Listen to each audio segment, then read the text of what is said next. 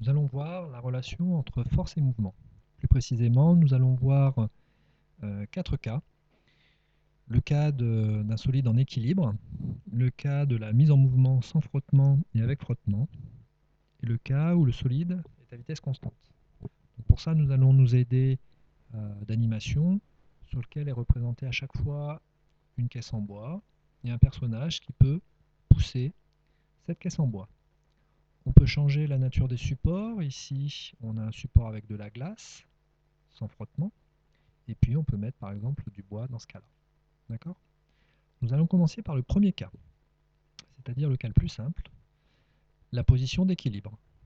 Une position d'équilibre veut dire que l'objet, ici la caisse en bois, est absolument sans mouvement. Nous allons regarder le bilan des forces sur cet objet qui est sans mouvement.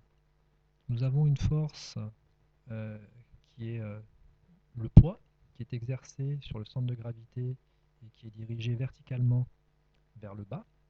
Et comme ce solide est en équilibre et qu'il ne bouge pas, forcément, le support, ici, le sol, exerce une réaction égale et opposée à ce poids. On pourra représenter ça de la façon suivante. Le poids, ici, et ici, la réaction du support. On peut voir ici le schéma avec les deux vecteurs qui s'annulent. C'est-à-dire que si on fait la somme des forces, dans ce cas-là très précis, où le solide est en équilibre sur un support horizontal, nous avons la somme des forces qui est égale au vecteur nul. Donc on retiendra, et on peut généraliser ce résultat, dans le cas d'un équilibre, donc d'un solide sans mouvement, le bilan des forces est égal au vecteur nul. Maintenant, on va prendre le deuxième cas. On va faire une mise en mouvement de cet objet. Donc je vais retirer les vecteurs force avec la somme. Et je vais me placer dans le cas où je suis sur un support sans frottement, dans le cas le plus simple. Mettre en mouvement un objet, donc je vais le déplacer ici, c'est tout simplement lui donner une certaine vitesse. Mais avant qu'il acquiert une certaine vitesse, qui peut être constante au bout d'un moment, donc on est obligé de l'accélérer. Pour l'accélérer, il y a un lien entre la force qu'on va appliquer et son accélération. Imaginons ici que je lui mette une force de 100 newtons, donc une force motrice de 100 newtons. À partir de là, si le personnage pousse cet objet avec 100 newtons, qu'est-ce qui se passe? On voit bien à l'œil nu que l'objet accélère parce qu'on a appliqué une force constante de 100 newtons.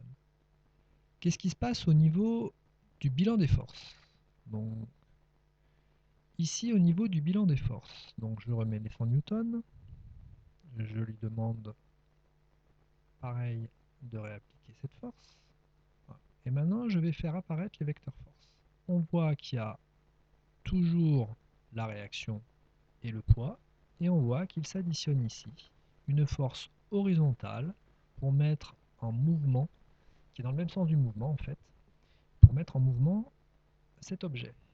On peut le voir également ici au niveau du schéma des forces. Réaction, poids, qui sont toujours égales et opposés. Et puis cette petite force ici que j'ai rajoutée de 100 newtons qui permet de mettre l'objet en mouvement. Donc, quand un objet accélère, comme c'est le cas ici, c'est-à-dire que sa vitesse n'est pas constante, à partir de là, on peut en déduire que si on fait la somme des forces, elle n'est pas nulle. Il reste un vecteur, et ce vecteur est dans le même sens et la même direction que le mouvement, avec cette accélération. Maintenant, je passe au troisième cas.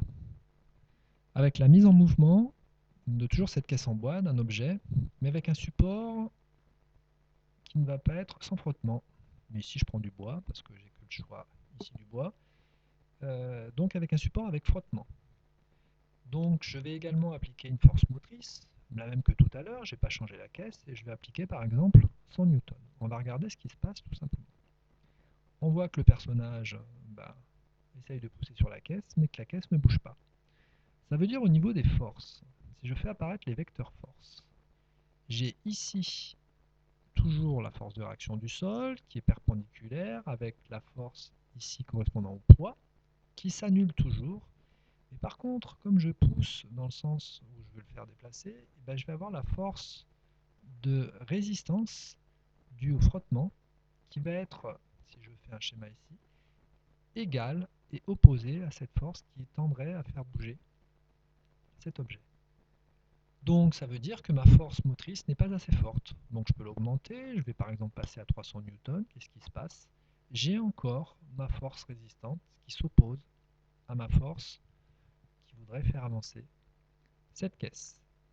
Donc je n'ai qu'une seule solution, augmenter encore. Je vais par exemple passer à 500 newtons et on va regarder ce qui se passe. À 500 newtons, ben on voit que la caisse ici se met en mouvement et accélère. Qu'est-ce qui se passe? J'ai ma force motrice qui a augmenté et ma force de frottement, elle, qui est inférieure à ma force motrice. On voit que le bilan des forces ici, si je fais la somme des forces, ben il n'est pas nul. Il va être tout simplement égal à la différence, d'accord, des deux vecteurs force qui sont ici.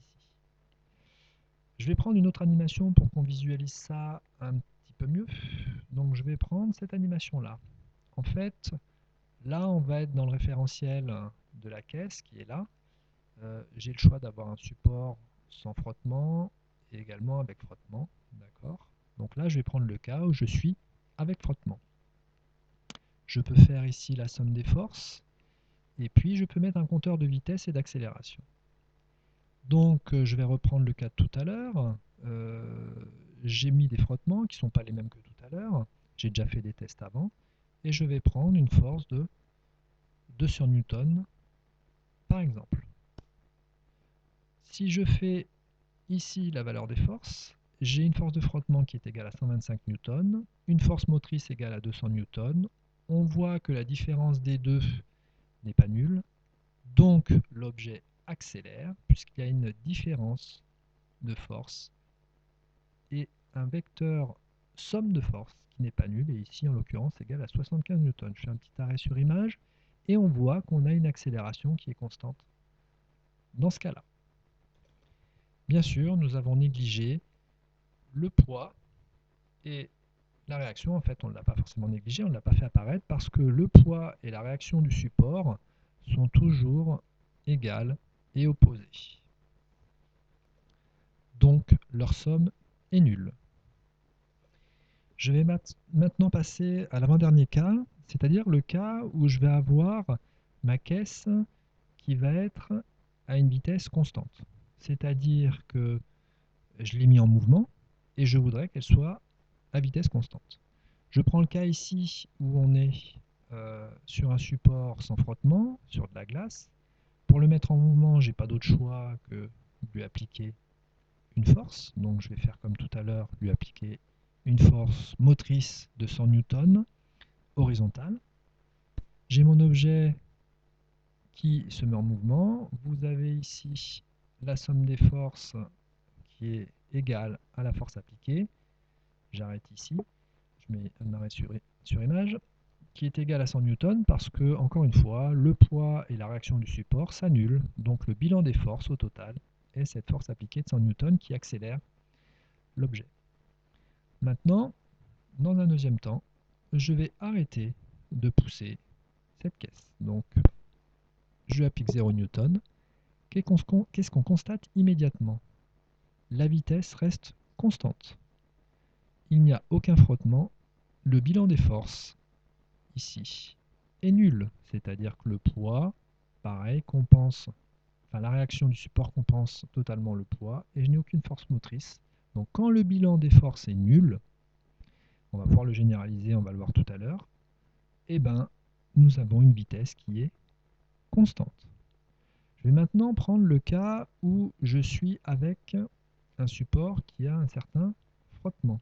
Je vais encore le mettre en mouvement, je mets mon compteur de vitesse et d'accélération et je lui applique encore ici une force de 200 newtons pour contrebalancer la force de frottement qui est là. Bilan des forces ici non nul avec les valeurs 75 newtons, 200 newtons et 125 newtons et 75 newtons pour ici la somme des forces.